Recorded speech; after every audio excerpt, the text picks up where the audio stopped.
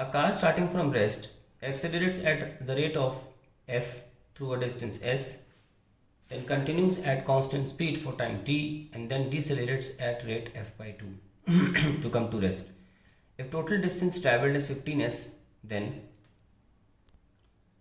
so question में हमें ये गिवन है कि एक बॉडी है जो f एक्सेलरेशन से बढ़ती है कुछ टाइम तक के लिए, फिर अपनी वो वेलोसिटी जो अटेन की गई उसी वेलोसिटी से यानी कि कांस्टेंट वेलोसिटी मोशन करती है फॉर टाइम t। तो ये लेटर हमें t गिवन है, और ये जो डिस्टेंस ट्रैवल्ड हुआ जब तक एक्सेलरेशन f से हुआ था वो s था, और फिर ये f/2 के रिटार्डेशन से रुक जाती तो ऑब्वियसली टाइम ज़्यादा लगेगा, और f/2 गिवन है हमें, ये हमें डेटा गिवन है। एक एक्स्ट्रा डेटा भी गिवन है कि ये पूरा जो डिस्टेंस ट्रैवल्ड हुआ है, क्योंकि हमने वीटी ग्राफ बनाया है तो उसका एरिया डिस्टेंस ट्रैवल्ड होता है, ये पूरा एरिया जो है टोटल डिस्टेंस ये हमको 15s गिवन है। तो हाँ, बस जितनी भी डेटाज हैं वो हमेशा पहले से लिखे होने चाहिए सवाल के ऊपर, इस सवाल के आसपास कहीं मेंशन होने चाहिए। अब मान लीजिए ये डिस्टेंस ट्रैवल्ड हुआ t1 टाइम में और ये डिस्टेंस ट्रैवल्ड हुआ t2 टाइम में। ऑप्शंस में नज़र मारें तो देखें कि t1 t2 ऐसी कोई चीज़ नहीं हमने ली है। ध्यान रखें कि हमें t1 t2 अगर छोटे t के फॉर्म में निकाला जा सके तो फिर आंसर हमारा आ जाएगा। सबसे पहले तो हम पहले डेटा को सॉल्व करते हैं कि हमें दे रखा है ये डिस्टेंस ट्रैवल्ड इस एक्सेलरेशन से s है, तो we'll write this equation that is basic half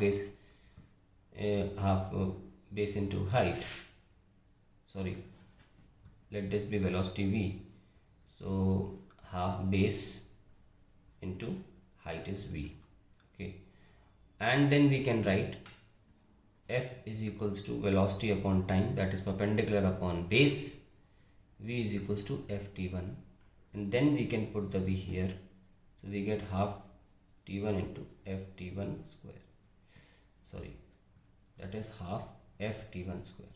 So we have got a relation of s in terms of time t1, and in case we are able to find time t1, then we get the relation which is required here. हम दूसरे triangle पे चलते हैं, उसमें दे रखा है ये first triangle की इंफॉर्मेशन थी हमारे पास।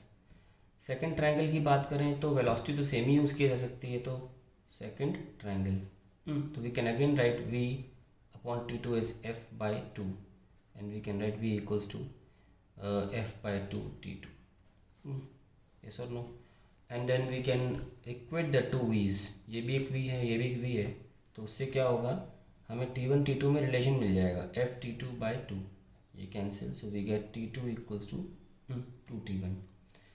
अब ज़रा हम इसका एरिया लिख लेते हैं तो पता लग जाएगा ये कितना s है, और फिर पता लग जाएगा ये बॉक्स कितना रिमेनिंग है, क्योंकि टोटल 15s दे रखा है। तो ज़रा देख लेते हैं कितना है। सेकेंड ट्रायंगल में half base t2 into height is v. Simply we will write everything in the form of t1. So we have t2 as 2t1 and we have v as ft1. We will not write in terms of t2. ठीक है, ताकि सब कुछ एक term में रहे, तो we will get ft1 square. So we get the distance traveled s dash ले लें इस ट्रायंगल का as ft1 square. नोटिस करें जब s था तो हाफ ft1 स्क्वायर था, और ये s डैश है, डबल ऑफ s दिख रहा है ना, क्योंकि ये 2 हट चुका है। So we got that this triangle has a distance 2s। ऐसे हम पहुंच जाते हैं इस बॉक्स पे। टोटल 15s था, तो हमारे पास रिमेनिंग बॉक्स जो आ गया वो 12s आ गया। अब आसानी से ये बॉक्स का एरिया इक्वल टू 12s रख सकते हैं, है ना। रखते हैं इसको, पेज चेंज कर लेते हैं, दोबारा डायग्राम बना लेते हैं, बाप पलट के ना देखना पड़े।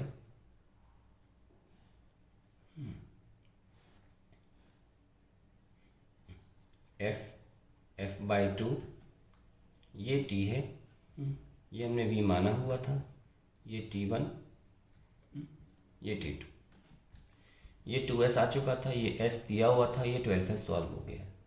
तो we can simply write vt is equals to 12s। ये सोनो लेंथ इंटीग्रेट होता है बॉक्स तो, और v हमारा ft1 आया था, दोबारा चेक कर लेते हैं, v आया था ft1, ठीक है, और इंटू t लिख रहने दीजिए, और s जो आया था वो आया था 1/2 ft1 स्क्वायर।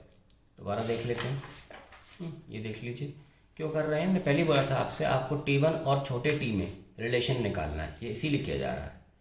f से f कैंसिल, 2 से 6 और एक T1 से एक T गया, तो we get T equals to 6T1। ये लीजिए, यही तो इम्पोर्टेंट चीज़ थी यहाँ पे। अब वापस S बराबर हाफ एफ T1 स्क्वायर लिखिए, और हाफ F और T1 लिखा जा सकता है T/6। So will get T/6 का square. So will get half FT square by 36। So S is equals to 1/72 FT square. So let's see which option C is the correct answer.